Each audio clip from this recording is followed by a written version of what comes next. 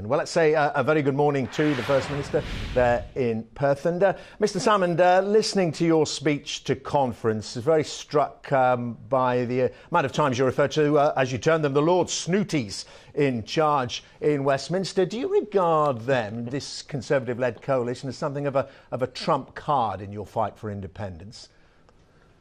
Well, interesting enough, Dermot, there's a poll today in the Sunday Times which shows that the gap between the two sides narrowing from 25% a couple of weeks ago to 8%.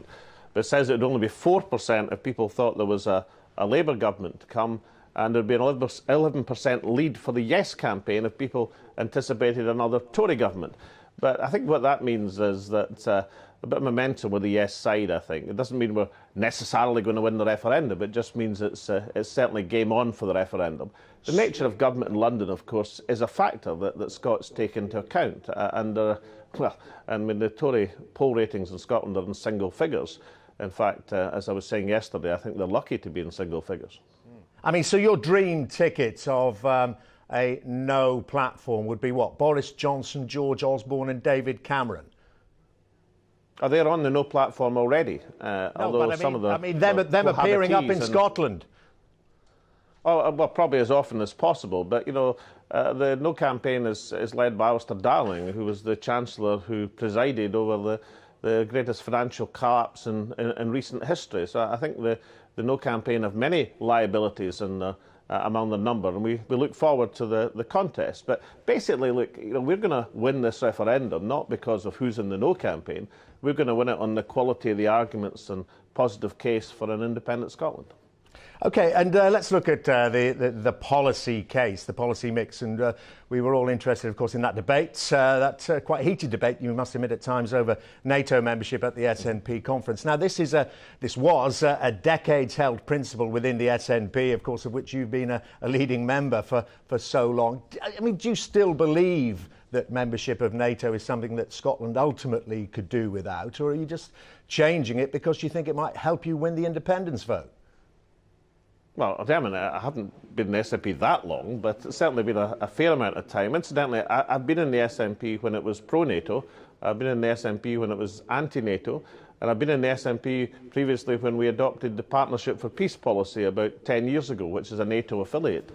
So I supported the view of conference, which carried conference, that we should say we are willing to be members of the North Atlantic Treaty Organisation, cooperate with our friends and neighbours. What is unconditional is that Scotland doesn't want to be a nuclear country.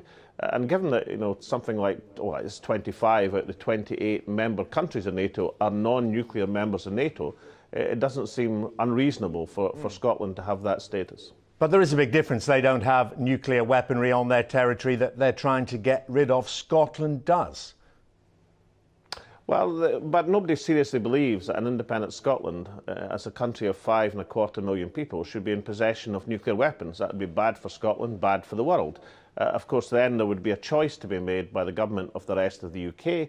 They could either find another facility to house the Trident system in, perhaps the east coast of America, given it's an American-based weapon anyway, or perhaps the French facilities, or they could build their own.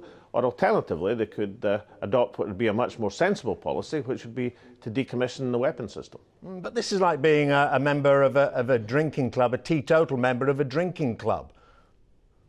Yes, but 25 out of the 28 members of NATO are in that position at the present moment. Now, I don't know if you're saying that Norway and Denmark and Canada are teetotal members of drinking clubs. If it's entirely reasonable for Norway, Denmark and Canada to have a non-nuclear but pro-NATO position, I don't think it's unreasonable for Scotland. What we recognise is because of Scotland's geographical position, there are profound interests of our friends and colleagues in terms of collective defence and security.